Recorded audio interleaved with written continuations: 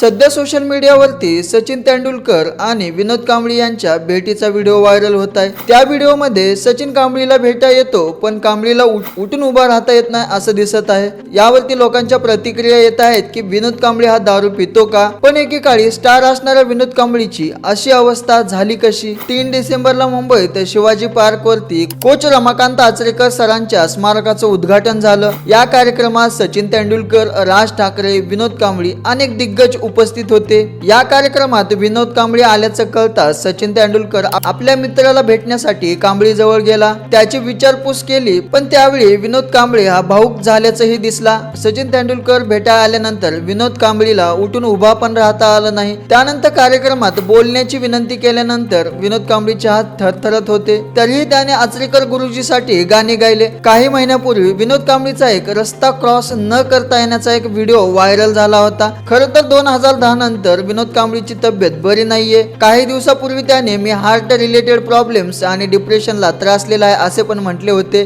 त्यामुळेच त्याला मुंबईच्या कार्यक्रमात काही बोलता आले नाही आणि सचिन तेंडुलकर आल्यानंतर उठून उभा पण राहता आलं नाही।